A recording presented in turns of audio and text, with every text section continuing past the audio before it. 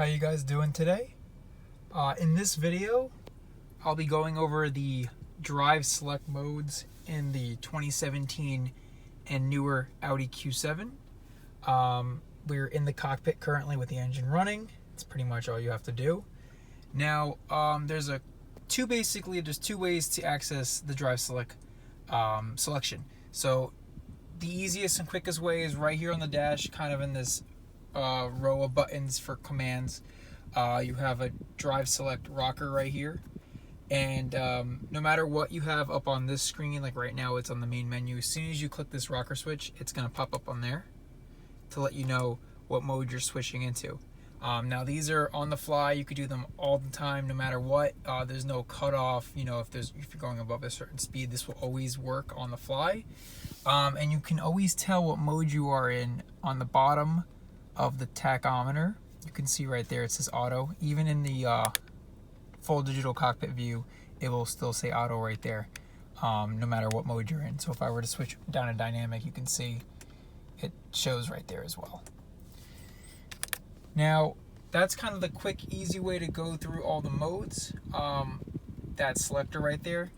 Now, basically, if you want to play with it a little bit more or have it actually on the screen permanently, you have to go down here. Start by clicking the menu button, which brings you up to the big rotating menu. You have to go into vehicles, so click down the knob, and then that will bring you up to the drive select menu. So from here you can see all of your choices. We'll start by going over kind of the basic modes and then get into kind of the more unique modes. Now this is a Prestige model with the adaptive chassis, which means that it gets the adaptive air suspension as well as the four-wheel steering. Some of the Q7s you'll see once you get into the individual mode, or you see these two options up top, will be absent. Most of them actually do have the all-road. It's just the Liftoff Road mode that it's unique to the air suspension cars. So starting off, auto basically is going to be your standard mode. 90% of the people I meet or talk to have the car in auto. It will adapt to your certain driving habits. So if you're driving the car relaxed, it softens everything up. If you drive the car hard, it's gonna make everything a little bit sharper. Going one up from there, you have comfort, which basically just defaults to looser steering, as well as the air suspension kind of staying pretty floaty. This is a mode that you don't really want to be in if you're doing any type of cornering. It's great for highways. That's about it. It also actually smooths out the transmission and engine response, and makes it very, very, very kind of not the opposite of quick, basically relaxed, I guess the word is. Now going down from there quickly, we'll hit dynamic. Now this is pretty much the default sport mode, as aggressive as the Q7 gets.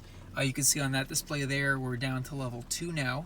Level 1 is when the car is being loaded in the rear. There's a button back there to lower the suspension all the way down. That's when you'll see a 1 bar there. Otherwise, there's always going to be a 2, unless you're traveling real quick speeds on the highway, and that's the only other time you'll see it drop down to 1. But basically defaults to everything as sporty as it could be.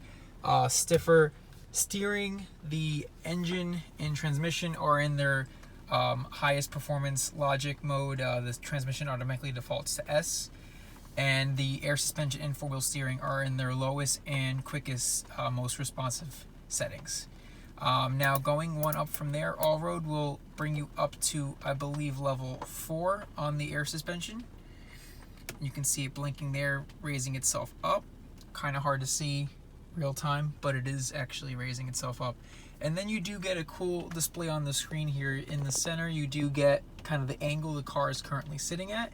And then on the right side, you have how many degrees the steering is turned, and your approach and departure kind of degrees, as well as the ride height, which we went over. Now going up from there, Liftoff Road basically is a similar type of mode. It will actually delete the engine stop start and turn off the Audi presense, and will raise the car all the way up to its maximum height. And again, this will only actually work up to about 25 miles an hour or so, and it's only really used for clearing obstacles if you're in really deep snow. The car is going to ride pretty stiff in this mode because you're basically stressing the suspension at this point. I'll quickly get out to show you kind of what the car looks like at this height. So this is the car in its lift mode. As you can see, there's a pretty substantial amount of wheel gap. Alright, let's get back inside because it's raining kind of hard, unfortunately. And then, so yeah, let's go down. Obviously, individual is going to be kind of the most interesting setting, and I'll go over kind of what my favorites are as far as what settings I like personally. So I'm going to click individual, and it's actually going to bring us all the way down currently to where dynamic usually sits. And if you click the right bumper while you're on individual, we'll get to the sub menu. And this is where you can kind of go and alter independent, settings within the individual mode to your liking. So basically, engine and transmission, you can shift between the 3 modes: comfort, auto, and dynamic. The air suspension, this will change the ride height of the car as well as the stiffness of the car. And then the all-wheel steering setting's actually pretty interesting. When in dynamic, it reacts much quicker, and the car does feel substantially smaller when you're going around turns as well as changing lanes on the highway. So that's a really cool feature. And then the adaptive cruise control, basically you set it to dynamic or comfort if you want the car to accelerate on its own kind of quickly or kind of slowly. I say leave it in auto because I don't use the adaptive cruise control much. But my preferred setting is kind of how it is set up here. I like the engine and transmission to be kind of relaxed and smooth, so comfort works for me there. But I like the car to have a little bit of a sporty seat feeling because I'm used to smaller cars when I drive this thing. So basically dynamic for air suspension and all-wheel steering. You guys feel free to leave me any questions in the comments below. I would love to respond to any of the questions you guys have. Thank you so much for watching, and stay tuned for more. Take care.